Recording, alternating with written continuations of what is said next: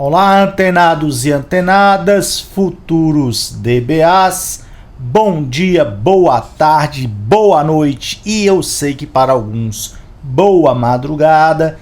Sejam todos e todas muito bem-vindos à nona aula da unidade 5, processamento de consultas. Na aula de hoje, nós vamos discutir como estimar o custo, ou seja, como avaliar o custo da operação de seleção. Então, vem com a gente que a aula de hoje tá massa. Bom, primeiro vale lembrar que o operador de seleção ele é um filtro de linhas, né? Então, ele filtra um subconjunto das linhas de uma tabela, ou das tuplas de uma tabela. Então, ele recupera um subconjunto das tuplas de uma tabela, de uma relação, que satisfazem uma determinada condição de seleção. Beleza. Existem três alternativas para a gente implementar o operador de seleção. Três algoritmos que a gente pode implementar o operador de seleção. Table Scan, o Index Scan e o Index Seek. Vamos estudar a partir de agora cada um deles e ver em que cenário cada um deles pode ser utilizado. Bom, o algoritmo de Table Scan, ele faz uma busca linear. Então, ele percorre sequencialmente todas as páginas de uma relação e a cada página que ele leva para a memória, ele percorre todas as tuplas nesta página. Então, o Table Scan ele é usado para qualquer condição de seleção, seja uma condição de igualdade do tipo atributo igual a K, ou seja, uma consulta por faixa de valores, uma condição de seleção por faixa de valores, como, por exemplo, atributo maior do que K. Então, a busca linear pode ser utilizada nesses dois cenários. Ok. Além disso, a busca linear não pressupõe que os dados da tabela estejam ordenados em disco e também não pressupõe a existência de nenhuma estrutura de índice. Beleza, então como é que eu faço a estimativa de custo de um Table Scan utilizando uma busca linear? Qual é que é a estimativa de custo? A estimativa de custo é igual a PR, ou seja, a estimativa de custo é o número de páginas da relação R. Bom, isso se explica porque na busca linear eu leio a tabela sequencialmente. Então, pego uma página de disco, levo para a memória, depois percorro todas as tuplas dessa página.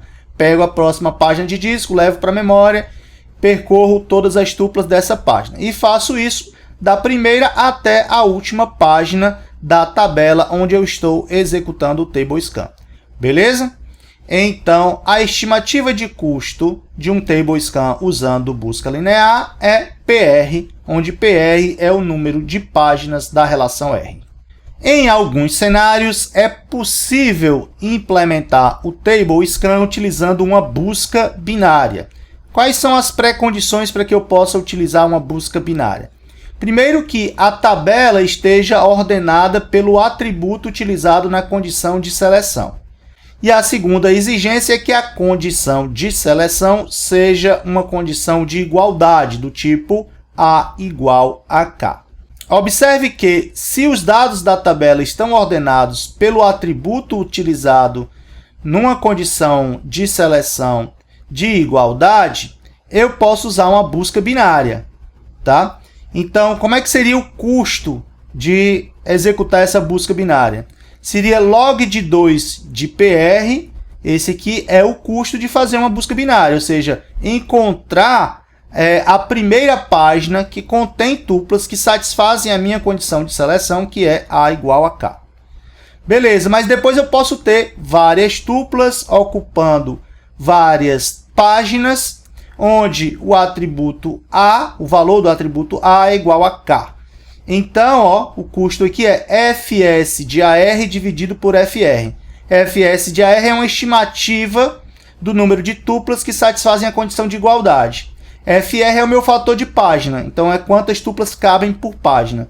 Então, dividindo Fs de AR por FR, eu tenho uma estimativa da quantidade de páginas que precisam ser lidas. Depois eu termino aqui com -1. Por quê? Porque a primeira página que eu recuperei logo aqui quando eu fiz a busca binária já traz, já é uma página onde as tuplas possuem o valor de A igual a K. Beleza? Então, por isso foi colocado esse -1 aqui no final. Show de bola! Ah, agora eu entendi! Bom, um IndexSeek é um outro algoritmo que pode ser utilizado, uma outra estratégia que pode ser utilizada para implementar o operador de seleção. Quando é que eu posso usar o IndexSeek? Quando a minha condição é de igualdade, então do tipo A igual a K, e existe um índice sobre o atributo A, ou seja, existe um índice onde a chave de busca é o atributo A, o atributo usado na condição de igualdade, beleza? Neste caso, como é que a gente faz a estimativa de custo? Bom, se o meu índice é primário, ou seja, clusterizado, então meu índice ele está ordenado fisicamente pelo atributo A, que é o atributo utilizado na condição de seleção, numa seleção por igualdade, tá? E se esse meu atributo é chave primária, então eu estou fazendo uma busca do tipo A igual a K. Se A é chave primária, eu só vou ter um valor igual a K. Então, a estimativa de custo fica sendo a altura da árvore mais 1. Aqui eu estou assumindo que nas folhas da minha árvore eu não tenho as páginas de dados, e sim ponteiros para as páginas de dados. Então, a estimativa de custo fica a altura da árvore para encontrar a folha que tem uma entrada para a chave de busca K, e depois eu vou acessar a página de dados que tem a tupla cujo valor da chave de busca A é igual a K. Beleza? Então, a altura da árvore mais 1. Agora, se o meu atributo não for primary key, não for chave primária, então quando eu fizer A igual a K, eu posso ter várias tuplas com valores para o atributo A igual a K. Neste caso, então como é que fica a estimativa de custo? Fica a altura da árvore mais fs de AR dividido por FR. Como eu já expliquei no slide anterior, isso aqui dá uma estimativa do número de páginas ocupadas por tuplas que têm valor de A igual a K. Beleza? Agora, se o índice que está sendo utilizado nesse IndexSeek não é um índice primário, por exemplo, é um índice secundário, então não clusterizado, tá? Se o atributo A, o atributo usado na chave de busca, e o atributo A utilizado na condição de igualdade, na condição de seleção de igualdade, é uma chave primária, então a estimativa de custo é exatamente a mesma de usar um índice primário. Estimativa de custo vai ser a altura da árvore mais 1. Por quê? Porque o atributo é primary key, então eu só vou ter uma tupla com valor para o atributo A igual a K. Então a estimativa de custo é a altura da árvore mais 1, não importando se o índice é primário ou secundário. Agora, se o meu atributo não é primary key, então neste caso a estimativa de custo fica sendo a altura da árvore mais fs de AR. Por que agora não é mais fs de AR dividido por FR? Porque os dados não estão mais ordenados fisicamente pelo atributo A. Então, para cada entrada nas minhas folhas, onde eu tenho valor do atributo A igual a K, isso pode ser um ponteiro para uma página diferente. Então, para cada valor de K igual a A, eu faço um acesso a disco no pior caso. Beleza? Então, a estimativa de custo fica sendo a altura da árvore mais fs de AR. E se o meu índice for um índice hash? Bom, se o meu índice for um índice hash, nesse caso, minha estimativa de custo é igual a 2. Por quê? Porque como é que eu utilizo um índice hash? Eu pego o valor da chave de busca, K, e aplico na função de hash. Isso me dá o valor de o endereço de um bucket. Então, eu faço um acesso a disco para levar o bucket para a memória. Levei o bucket para a memória, eu vou percorrer as entradas desse bucket, procurando as entradas que têm valor de chave de busca igual a K. Então, eu faço mais um acesso a disco e pego essa página de disco.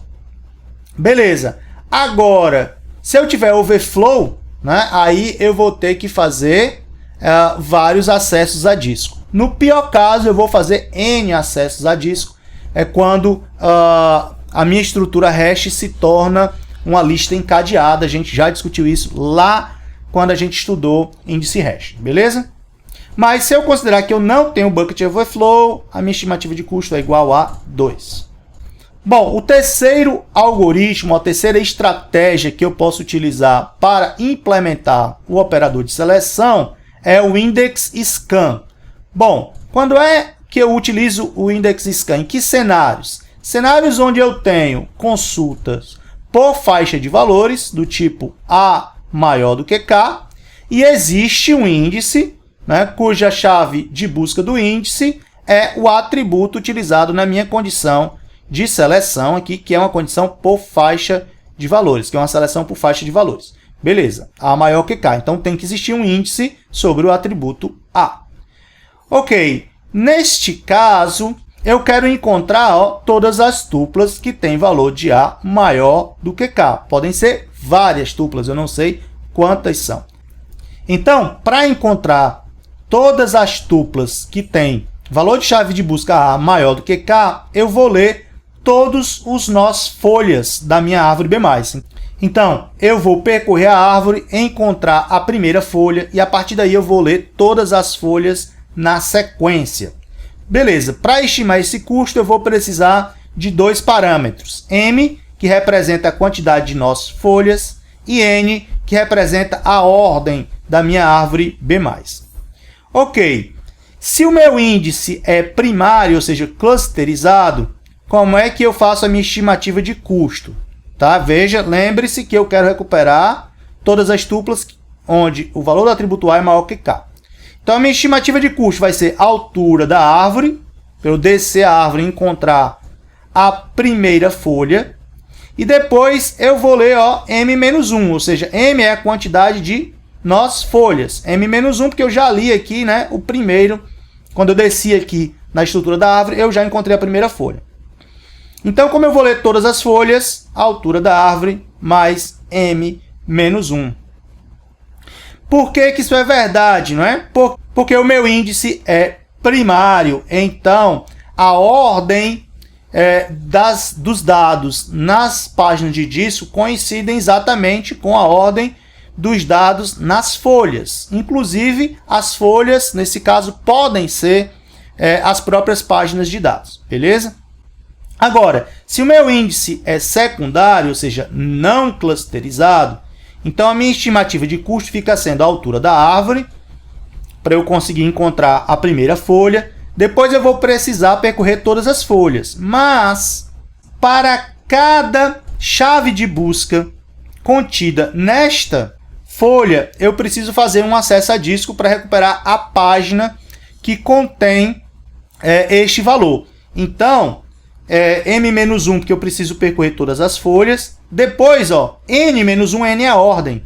Então, veja, para cada nó folha M, eu vou fazer N-1 acessos a disco para recuperar cada uma das entradas que estão nesta folha. Então, para cada folha, eu faço N-1 acesso a disco. Beleza?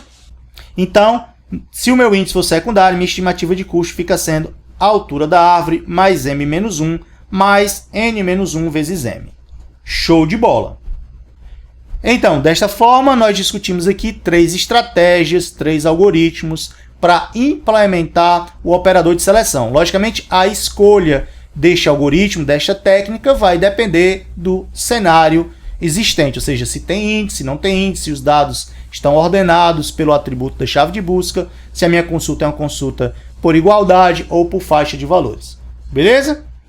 Se você gostou da aula de hoje, deixa aqui o seu like, deixa o seu joinha, compartilha este vídeo para que ele consiga chegar na maior quantidade possível de estudantes de bancos de dados, de DBAs. Não esquece de clicar no sininho e seguir o canal para ser avisado sempre que uma nova aula for postada aqui no nosso canal, no nosso curso de SGBD. E assim você ficar sempre antenado, sempre ligado, não perder nenhuma aula. Ok, e se você tem dúvidas, deixe suas dúvidas aqui nos comentários que nós vamos discutir e responder cada uma delas, ok? E até a próxima aula.